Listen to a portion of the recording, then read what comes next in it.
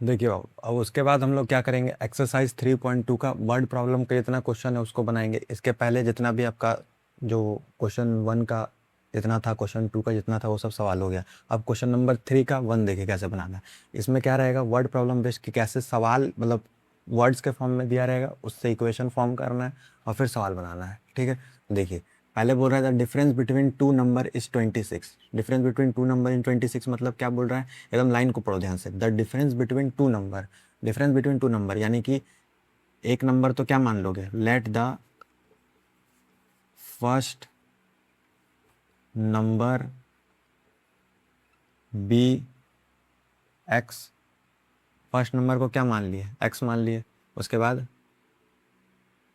And the second number be y. ठीक है, second number को क्या मान लिए, वाई मान लिए। फर्स्ट नंबर को एक्स मान लिए, सेकंड नंबर को वाई मान लिए। अब जब ये दो नंबर मेरे पास आ गया तो अब हमको क्या बोलता है कि इन दोनों का डिफरेंस क्या है, 26 है। तो अकॉर्डिंग टू क्वेश्चन क्या हो जाएगा, एक्स माइनस में वाई का डिफरेंस हमको 26 है, ये बोल दिया इक्वेशन 1। और दूसरा क्या बोला, one number is 3 times the other, तो एक जो है वो 3 गुना है दूसरे का, ये दे दिया दूसरा इक्वेशन। अब बस हमको इसको सब्स्टिट्यूट कर देना है। तो x का वैल्यू हमको क्या दे दिया है, 3y। तो बस यहाँ पे लिख देंगे कि putting the value of x in equation 1।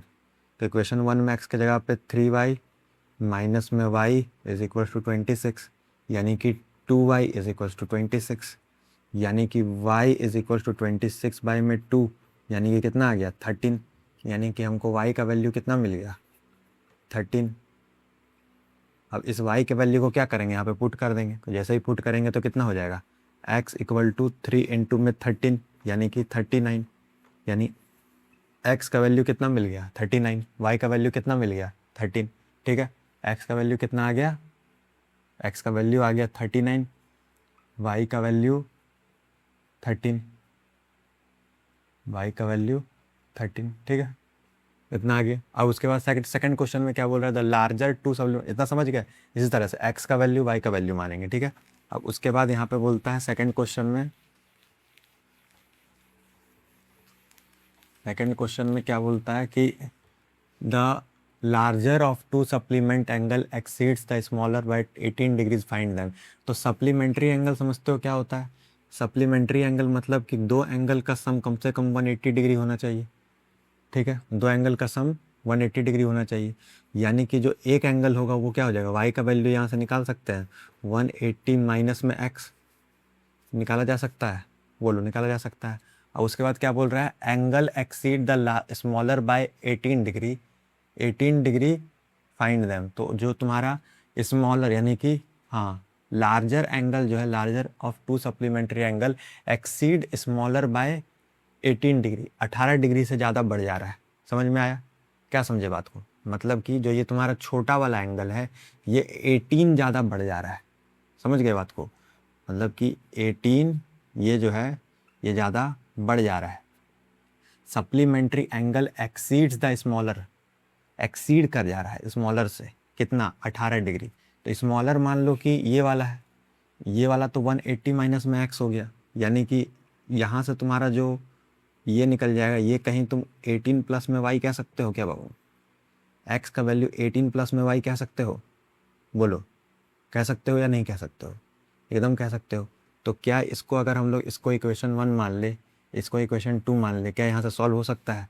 x का वैल्यू पे जगह यहाँ पर अगर हम लोग इस तरह से पुट कर दे 18 प्लस में y is equals to 180 degree, तो 2y is equals to 180 divide by में 2y 180 माइनस में 18 हो जाएगा, यानी कि 2y 10 में से 8 चला गया 2, और यहाँ पे कितना हो जाएगा, यहाँ पे हो गया तुम्हारा 7, 7 में से 1 चला गया 6, 162।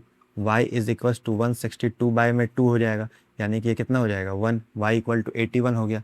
अब यहाँ पे क्या करेंगे, putting the value of y, यहाँ पे y की जगह पे इसको पुट कर देंगे, तो 18 प्लस में 81 यानी कि x का वैल्यू कितना निकल जाएगा 9, और ये कितना हो जाएगा, ये भी हो जाएगा 9, यानी y equal to x equal to 99 और y इक्वल टू 81। ठीक है, दोनों को प्लस करोगे तो तुम्हारा 180 आ जाएगा।